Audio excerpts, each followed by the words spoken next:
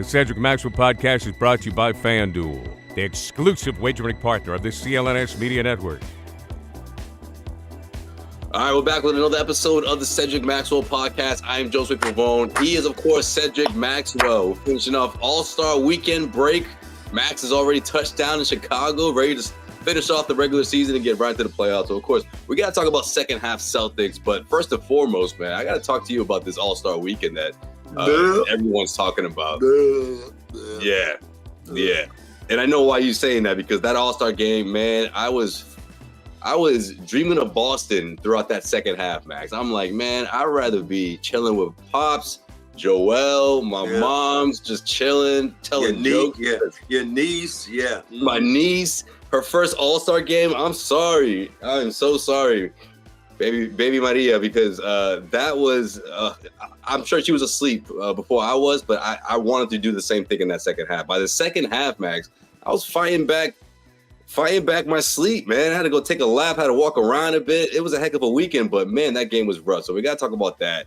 And then All-Star Saturday, which I had a lot of fun at the event, but the Jaylen Brown heading into the final round of the dunk contest, I want to hear your take on that. So let's start there, man. Did you get a chance to watch All-Star Saturday? What was your weekend like?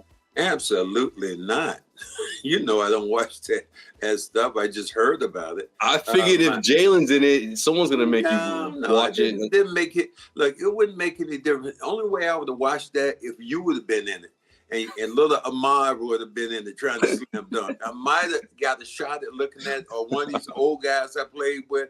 But, you know, if you're not flying, but here's the thing that you well, first of all, if Ahmed and I are in it, man, then the NBA is down the tubes. All-Star Weekend. Well, right now, what you got a G Leaguer who's winning the slam dunk back to back. I don't think it. You know, there's a lot of different ways to look at it, and I have to give Stephen A. Smith credit for this. He said the reason the All-Star game, the slam dunk competition, isn't what it was is because LeBron James.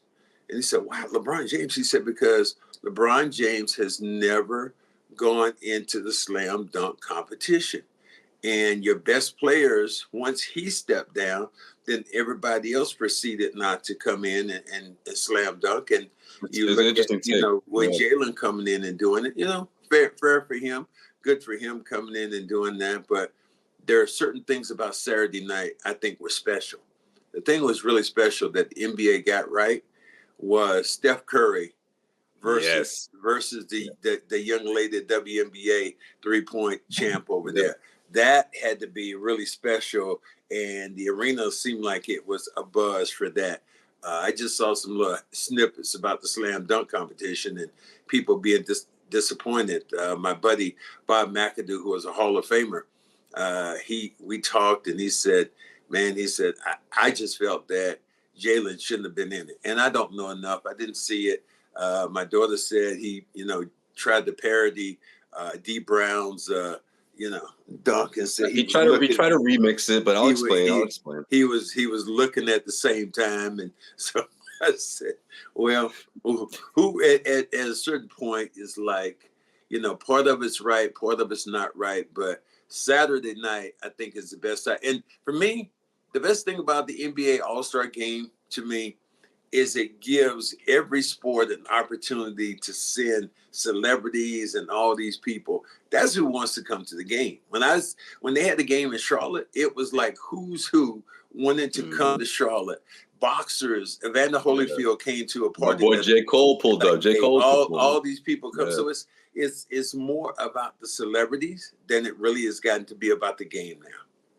Yeah, I agree with that. You know what? That's a really great point, Mac, because that's certainly what it felt like on Saturday, where it was like the celebrities and the or at least the NBA All-Stars and all that stuff. They were just all taking it in from the sideline and all that. And I feel like they had the same type of energy going in through the game, just going through the motions, like, hey, we're too cool for this, man. Like, there was that competitive factor. But hold on. Before we get to the All-Star game, though, I got to say this. Yes, the Sabrina versus Steph, easily the loudest it got in there because Sabrina was killing it, Max. That's a tough spot to be in when everyone is saying like, oh, she doesn't have a chance, or even the people that are saying that she does have a chance, like to go out there and do it and perform like that with millions of people watching, man, I credit her 1,000% because she made what she did was she made Steph work at the end. Like, She Steph was made cutting it Steph close. work, and it seemed like that is something that the NBA can build off of. 100%. That's the loudest the arena got. That's the loudest. That. But when you think about the NBA All-Star game and what happened Sunday, it wasn't nothing but a layup drill. It was a layup drill, and guys, I'd have been more afraid about somebody getting hurt going through the motions, because that's essentially what everybody did. My buddies and I, we were playing cards Sunday, and they were like, "Hey, the All-Star game's going on. Let's watch the All-Star game." And I was like, "Why?" And the guy told me, he said, "You're such a hater." I said, "No, it's that I want to see that competitive thing of basketball." Right. During my time, oh good Lord, during my time, I know some of you rolling your eyes, but during my particular time, the All-Star game meant something, because not only that you want to win for the Eastern Conference or the Western Conference and the MVP and all that, but you also, there was some money that was involved. There was at that time was decent money. Now you don't have enough money for the players who are playing in that game right now. I mean, you think if a guy's playing that game right now and he gets, I don't know what they're paying the guys, maybe $100,000, $200,000 if you're an all-star to come in. You're getting more money from your sneaker deal. You're getting more money from this, from that, the opportunities, which it's not even about basketball. So to get back in a competitive way, only thing I could think of that you could do on Sunday, which really might be cool, might be the way to go, if you have a mixed game. Listen to this one. How about this? WNBA players playing in the game, in the All-Star game with the big boys. Just a combination. Just a combination of So you're saying like you would do a draft with the WNBA All-Stars and NBA All-Stars and intertwine them going up against each other. Yeah. I think that gives you another avenue that these girls are going to play hard. The guys aren't going to want to be embarrassed. Some guys are going to be playing harder than most, because some of these women are going to get out there and they're going to try to kill it. And then that might make the competitive juices of the guys flow that much more. So there isn't a lot of incentive to change what you. Karl Anthony Towns getting 53 points. Let me just say it bluntly. I could have got 53 doing layups. I wouldn't have been dunking, but I could have got 53 running up and down doing layups. I could have done that all day. A lot of people could have done that. So the skill set wasn't there. The fun things, Dame shooting from half court. Yeah, it was pretty good, but Halliburton, those 5 3-pointers in a row, which was a good thing, but it was a bad thing, man, because everyone's like, "Oh, we ain't playing defense now. Forget it. I'm not going out there. I'm not guarding him at half court, so he can."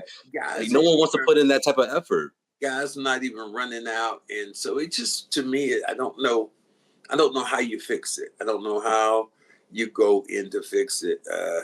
There's some really good things that you can do. One of them was, whoever thought about the Steph Curry, competition with a 3-point shot. That was really good. I think the 3-point thing is still good too. With Dame coming out saying Dame time, that's really good. Well, you had a three-way. You had a three-way tie in that first round, which really spiced things up. I feel like, because it was just like, man, everyone was hitting everything. Yeah, but the All-Star game. Get your buckets with your first bet at FanDuel, America's #1 sportsbook. Because right now, new customers get $150 in bonus bets with any winning $5 bet. That's $150 if your bet wins. Bet on all your favorite NBA players and teams, quick bets, live same-game parlays, exclusive props, and more. Just visit FanDuel.com/Boston and shoot your shot. FanDuel, official sportsbook partner of the NBA. We got to talk about that dunk contest real quick, because first of all, I think Jalen deserved to be in it. And I think that he had some, really cool dunks and messages in between them. Some of them that symbolic for a lot of his personal life, right? Whether it was the tribute to Dominique, to his Atlanta roots. He gave an incredible, unexpected, in my opinion, unexpected tribute to Terrence Clark, which was super cool. It was a mentoree of his, late Terrence Clark, who was a undergrad at Kentucky, was supposed to be drafted in the NBA, died in a car crash. So I thought that was cool for him to give him that shout out. And then to give the shout out to the Boston Celtics, the organization that he plays for, he brings out Jason Tatum. And then this is when he did the D Brown. But this is what drives me crazy, Max. After the fact, well, first of all, the first lob was terrible. Tatum is throwing this ball like right in front of the free throw line, and Jalen is expected to grab it, do the D Brown, and then bring it over a social media guy, Sanad, who I'm barely familiar with. But anyway, that's beside the point. My point is, after the fact, we find out that they didn't even practice this thing, Max. They went out there and just won it, and they got the dunk down. Tatum gave us the second dunk was like a little bit better than the first, but not that much better. And it's at a point where he can't do a no look that far away from the hoop, so he has to finish the dunk. He does the D Brown afterwards. It looks terrible, and I just felt like a lot of there was that dunk, and there was a couple other dunks that they just didn't land with the crowd. They were good dunks. I just think that because he's an all-star, though, it's at least a step in the right direction that there's an all-star participant in the dunk contest, because there hasn't been one since like Dwight Howard, man. And I think, look, people can say what they want about Jalen, but at least the dude took a risk. At least the dude doesn't care if he's going to be a meme the next day. All the social media are going to make fun of him, talk all that trash. He went out there, he did his thing. He didn't win. I don't think he deserved to win, but at least he took a risk, man. There's not a lot of all-stars out there that's going to do that. And I don't know who's going to be the next one. Who's going to be the next one to do the dunk contest? I don't know. Well, he's a different dude, because you think about it. Jalen Brown was the first guy to play in the Big Three. The first active NBA. How many all-stars would do that? Great example. I tell you what, even if your contract is like that, I'm not sure if they let you do that or not. I mean, what kind of risk is it for a NBA player to go out and play in the Big Three and you get hurt and you end your career? That to me, but just shows you who he is at the end of the day. But good seeds about that. But then there were some bad seeds, and they have to go in and fix it and see where they land with that. And only good seed we got out of that was JJ Redick and Scorched Earth. That's all we got. That's what was next. Like, damn. I mean, the head coach of the Eastern Conference All Stars, man, just catching bullets left and right, man. Jeez. Woo. Okay, all right. Well, my last take on the whole All-Star game is a question rather, and this is for you. Why was it different? I don't know, about 20 years ago when, Jordan, about 20 years ago when Jordan played his last one as a member of the Wizards, right? Mm-hmm. Compared to what it is now. Because back then, man, we had a couple of overtime games. We had ones that came down to the wire. I remember one All-Star game, I want to say 98 maybe. The East made like a 14-point comeback. Whatever, like, I don't know the specifics, but the fact that it was even relatively close speaks volumes to where it is now compared to 20 years ago. Why is that? Dude, first of all, who the hell is playing in the game and you score 200 points? What game do you know that you scored 200 points? There were during the time that we played, maybe you might have 110 to 112 or something like that, something different. But when these something scores, like that, 120, 130, when you start scoring 200 points, that means you're not even thinking about playing defense. You see a guy drive towards the hole, you ain't trying to block a shot. Right. You think about it, when Dikembe Mutombo played in there, he was trying to block shots. Yeah, he was trying to get everybody. That block shot. Kobe did not play light at all. He played Jordan heads up. He wanted Jordan. And Max, he lost like 3 All-Star games. He rarely lost those games. Yeah. You think of this: what guys right now want to be that competitive?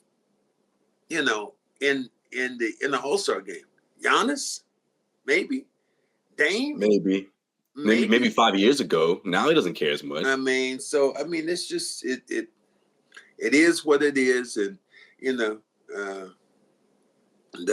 the more expensive people, they'll figure out how this should be done. I blame social media. I think it's this whole, these kids grew up, no one wants to be a meme. No one wants to be made fun of. Well, you know what? Blame yourself then, okay? That's your generation. That's who you are. I'm on the other side of it, though. I don't know, Max. I didn't have a cell phone as a kid. You're not that far away from that. That's true, but Max, I got my cell phone when I was like 17, 18. These kids are getting a cell phone, they're 9, 8 years old, man. Josue, when you start telling me about hip hop songs and all this stuff, you're right there. You're there when we get what? What's D40 or what's his name? Is that his name? E40. D40. You know, called him UB40 or UBE40, I think it was. Yeah, I don't know who he is, but you knew who he was. So I'm like, dude, I don't know who this dude is. But you saying that shit with confidence will always get me dying, man. You're like, and then we got UBE40 coming through. E40 or whatever his name, man. I don't know. So again, this is your hip hop generation, and you got to remember, this is the biggest thing about your generation. Your attention span is like this. You got to get it done, because if you're not doing this right now if you get the phone and you start doing like this, scrolling up and down, you don't stop. You're looking for something else. What's next? Right. The scientists put that in for you guys. They said, look, we're going to make sure this scrolling thing, and that's going to keep your attention, because their mindset, again, is one where they always have to be entertained. So yeah. I get part of that to your generation right now. I just feel like it's that like trepidation that's gonna make the All-Star game forever like this. Because let's say, for example, right, I remember this one play. I think it was Giannis or someone just going in, and Jokic gets there, and as soon as Giannis gets that next step, he's just like, oh, like he might actually dunk on me. Let me move out the way. Like, come on, man. I get it. This isn't the NBA Finals, but here's that's what it boils down to. I can't have Giannis dunk on me and I'm all over social media the next day. Absolutely not. Here's the thing that we're instead of being like, you know what, I can make a highlight. I'm going to block him so bad that he'll be the meme. How about this? If all of a sudden two guys start fighting in a game like that, wouldn't that be? Yeah. Max, you about to steal my point. I was about to say the NBA needs to start manufacturing some beef, man. They need to start like making some like fake, he said this about you like 2 weeks before the All-Star game, leading up to it, like some like the way wrestling does with promoting WrestleMania. They make these little fights or these little these plot twists beforehand. That's the only way. When we saw Jokic get caught on the rim, what did we think then? He jumps up, tries to dunk, and he gets hung on the rim. Oh yeah, we was like, how do you do that? Oh, yeah, you heard it in the crowd, right? Yeah. So I mean, I just think there's, it is what it is, and unfortunately, you cannot put the genie back in the bottle. You can't make these guys play hard like that. The only thing I can see that would change the tenor of it would be if you added maybe some spice to it, and you put some of the WNBA women in the All-Star game and let them play a mixed combo of teams. I think that would change a little bit of, because, believe it or not, they're going to compete. The women are more skillful. When I mean just execution-wise, they don't jump higher. But fundamentally, women, when they play the game, they're more sound than men. Because men, sometimes their athletic ability just takes over and they just do something that you can't even believe. Whereas a lot of times in the WNBA, it's about passing, it's about making the right reads, it's about stuff like that. But here's one I give you. Tactical stuff. Here's one that will kill the All-Star game. And I know you're gonna go, oh my God, if they did that, would be unbelievable. Steph Curry versus Caitlin Clark. Oh, like for next year? Okay. Yo, that's probably book it, Max. That's the next thing. Caitlin Clark. You know what? And she should start it off with some like message or some kind of tweet being like, "I'll get it done this time." Yeah. That would be. And then everyone's gonna start hyping that. Or just put up there. I'm next. Yeah. I'm next. You put that up there, and Max, it would kill. It would kill. This is like the formula now, because let's face it, this whole the thing this year was with Steph and Sabrina, that wasn't thought of that week. That was thought of weeks beforehand, building it up. All of a sudden, All-Stars are being asked about it. Like Jalen was asked about it. Hey, who do you think's gonna win tonight? And then all that like hype and all that hype. I would love to see Caitlin Clark versus Steph Curry. I like that too. 3-on-3 because Caitlin pulling up from deep and have it just shooting the same distance because Caitlin pulling up just as deep as that brother. She's she's logo. She's logo. Yeah, did you see how Kenny? You see how TNT broadcaster Kenny Smith was getting catching all the smoke for what he said during the thing? So what he said was, and I feel like this is like that thing where you say one thing, but it came off as completely. So after the game, after the matchup, he was like, "Oh man, like Sabrina should have won. Sabrina should have won.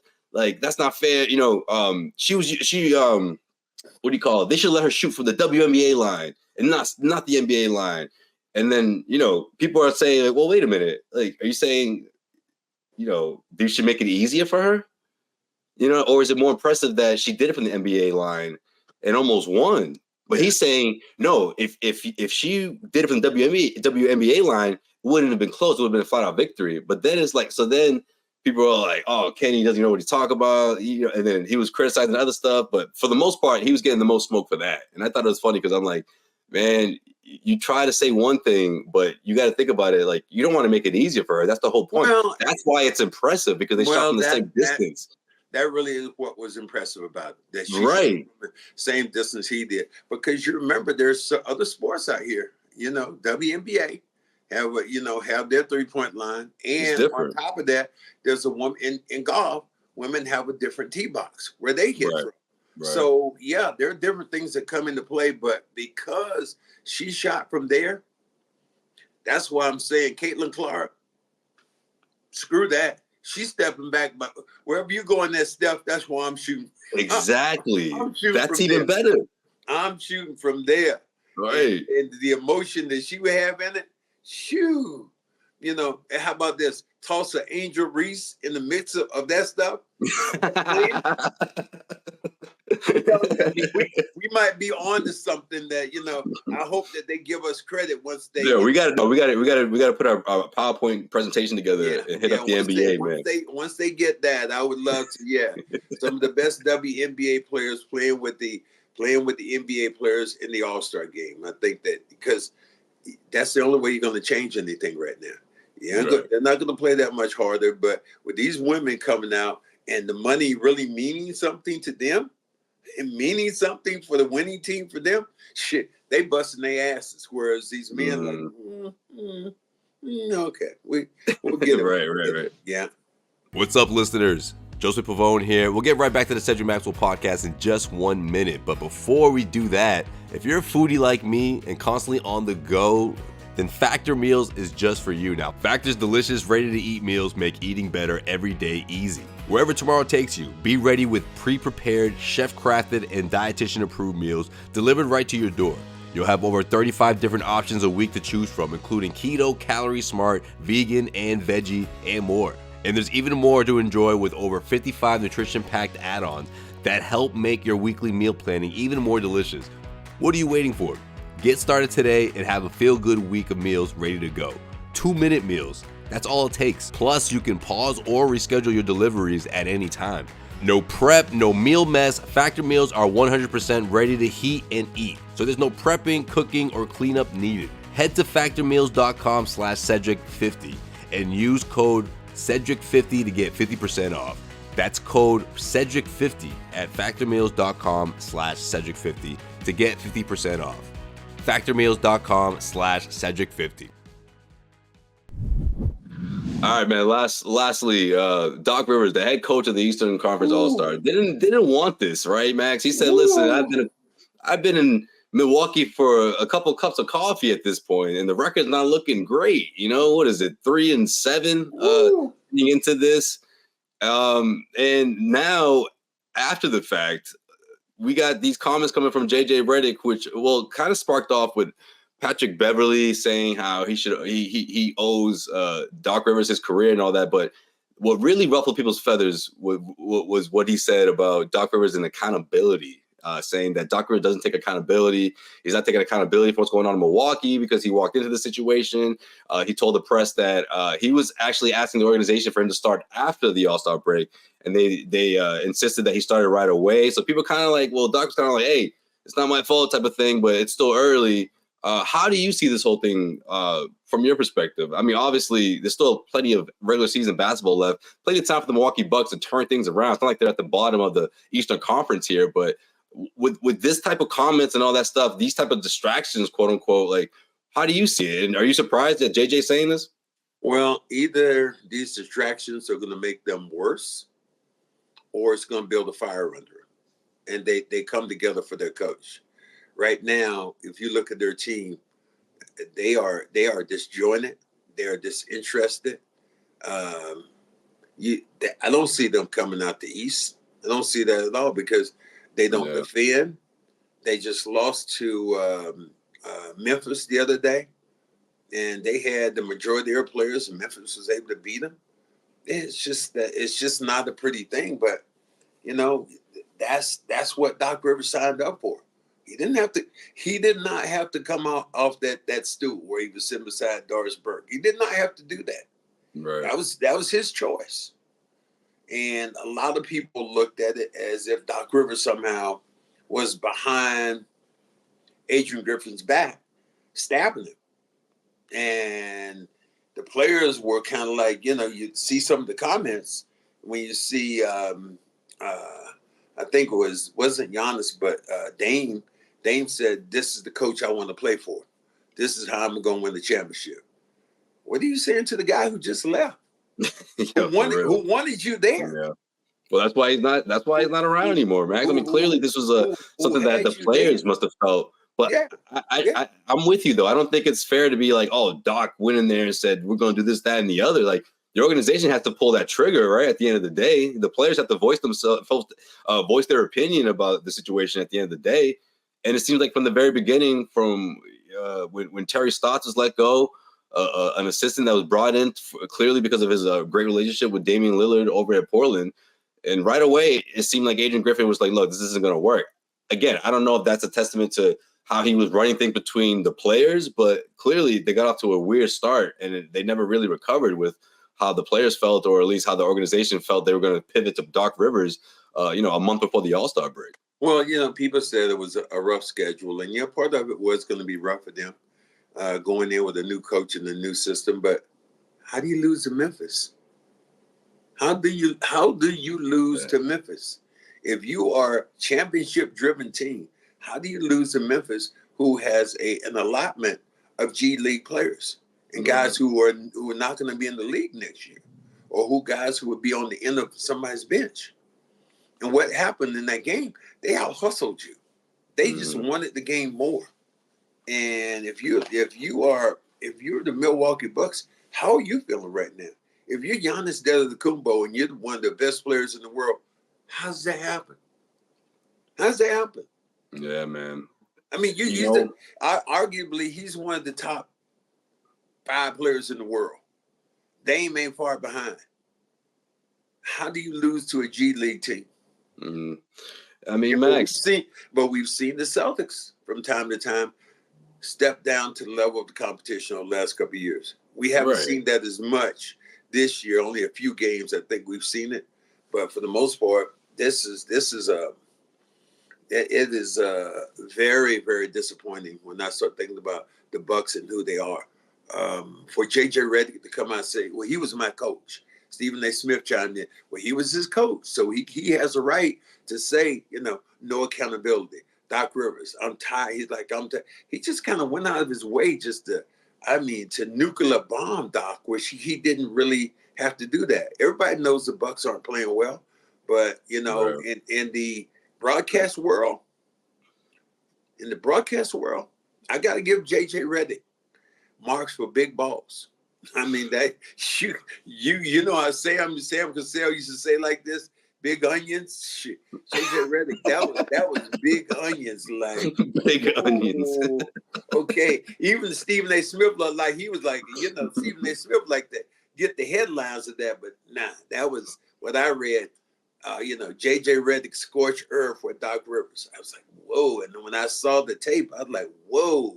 That shit's got to be personal, man. I don't know. I feel like these former Clippers players, man, I don't know what it is. They're just so disappointed how things just didn't turn out their way in those years of the Clippers. But I mean, look, what Austin Rivers said, though, with Doc Rivers' son stepped up and said, I thought was interesting because accountability, like in terms of like he doesn't take accountability. I mean, a lot of times he lost his job because of what happened. It was almost like right after, blowing a 3-1 lead, and people can say what they want, whatever. He did it more than once, obviously. But the one that stands out the most to me is what happened in Philly, man. He had the Celtics against the ropes. 3-2 lead, MVP season for Joel Embiid.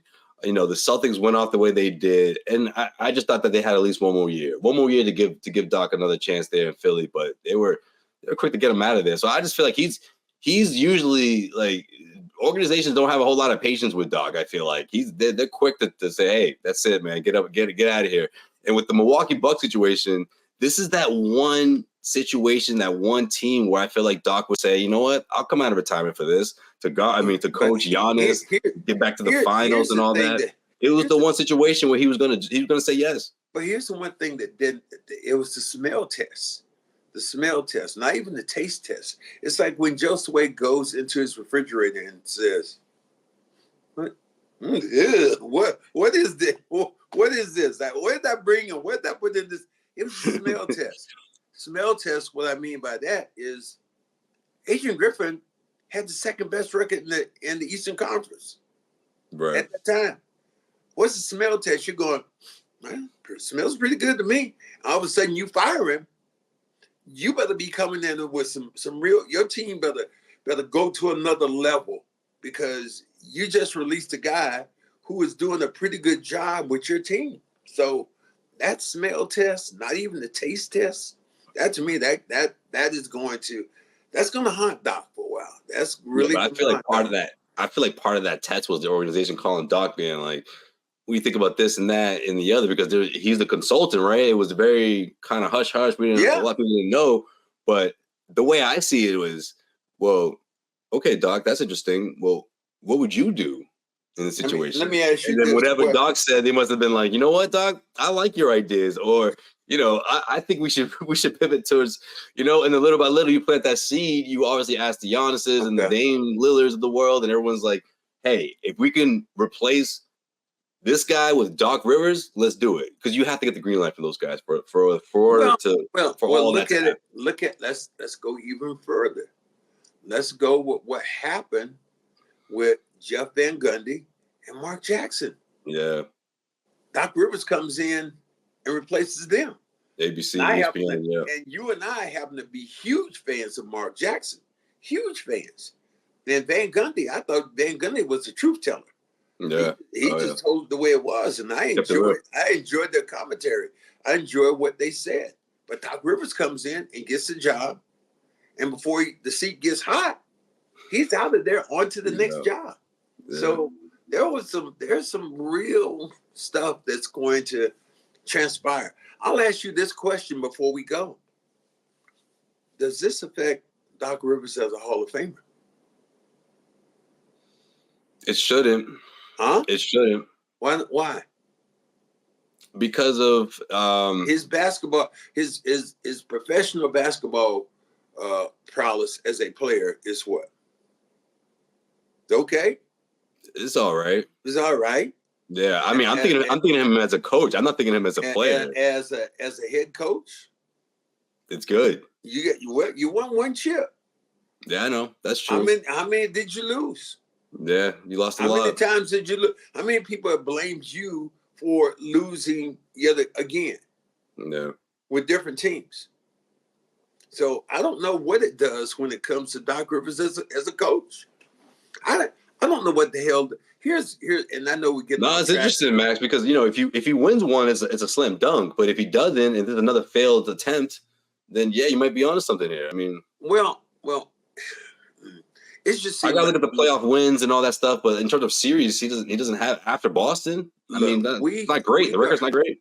We're in a time space now, which is so unbelievable in your era right now, that it's almost like a civil war all over the place. It's black, it's white. Look at comedians right now. Look what the hell is going on with Cat Williams. Cat Williams went out and destroyed all these people. Right now, every time I look around, but there's receipts popping up left and right, man. It's not like he's talking nonsense, you know. But I'm just saying, nobody's brought up those receipts. I'm seeing receipts right now for Oprah. People are talking about Oprah left and right. What a bitch! I mean, it seems like it's Armageddon on everybody and everything now that we do. Very much like as you talked about Cat Williams. Did JJ Redick come out and do the same thing? Where the receipts at? Nobody was ever talking about Steve Harvey. Who have you ever heard say anything bad about Steve Harvey? Who? Nobody. No. When have you heard one of these broadcasters say anything bad about Doc? They might say, well, didn't get it done again. But you never heard nobody go scorched earth. Never. I mean, I'm looking right now. I'll say again, Cat Williams and JJ Redick. Make sure that they're in the same room because I want to make sure they're different people, all right? Because that was the same kind of explosiveness. And like it or not, it was something that he could say because he played for Doc Rivers. Right. Now, was there any animosity? It just almost seemed like there was some animosity. It didn't seem. Well, the part that for me it seems like it's animosity when he corrected Beverly. When Beverly was like, "Oh, that man saved your career," he was like, "Actually, I had another offer." Pretty much he's trying to say the Clippers wasn't the only thing I had on the table. But those were his best years. His best years were in with the Clippers. So I think that's what Beverly was trying to say. But he took it as like, Doc saved my career. No. Beverly's saying, no, you played your best basketball with Doc. So why are you doing this? I'm not sure if he did because I remember JJ Redick. His years to me when he was in Philly were a lot more deadly. When he came off the bench playing with those years were the ones that's like, oh shit, JJ Redick. I remember people in the Garden groaning. Well, he had a starting job and all that, but no, I hear what you're saying. He had a good job. I remember people groaning in the Garden after JJ Redick had hit 3 shots and he found himself wide open. People like, and he missed, and it was like, Man, I was saying for like a season or two, Celtics need to pick this guy up. Like, he's gonna keep killing you guys. Yeah. So I mean that's just. But I don't know if you bridge those together. Cat Williams and JJ Redick, and people saying about Oprah, it's an Armageddon on everything. There's the saltiness there for sure. Yes. Yeah. There's some salty shit out there right now. It's salty. Everybody's salty. People are salty, and if they have a platform, they're gonna say what they want to say, man. That's for sure, man. We know what we need, man. We need an off-season Doc Rivers and Shannon Sharp interview. That's what we need. Get some liquor on the table. Doc, spill the tea. Give me the truth, Doc. Oh man, I'm waiting right now for Steve Harvey to come back and Cat Williams. Yes, that would be a great episode. I haven't heard anything about because Steve Harvey always say, "I'm from Cleveland. I ain't the one to be playing with." That. I have not heard him with one response to what Cat Williams has said, and that to me that's very, very, very surprising, or is it very, very telling? That part. Or something's in the works. We'll have to wait and see, man. That's the thing with most of this stuff. Gotta wait and see how things play out. But I'll tell you this much, Max. I'm not a believer in this Bucks team, but don't go ahead and fire Doc in the summertime. And don't do it, Milwaukee, man. I mentioned this right when the news dropped, Max. And I said, if he's graded for what happens this year, that's not fair. And what did you say, Max? You remember what you said? You said, it's not about being fair. It's just the way it's going to be. And I hope that's not the case, man. Well, before we get out of here, I got to give my condolences to Bobby Joe Reed, who passed away at 68 years old. He came in the year that I played with the Houston Rockets. I played against him in 1981 in Houston. Passed away from cancer. Earl Curitan. Earl the Twirl. It just seemed like it's really a time for everybody to kind of batten up and say your piece, man, and be happy with who you are and identify and just tell people you care about them. So our condolences go out to both those guys and their families. Absolutely, man, 100%. And with that, we'll wrap up this episode of Cedric Maxwell Podcast, and we'll see you guys next week.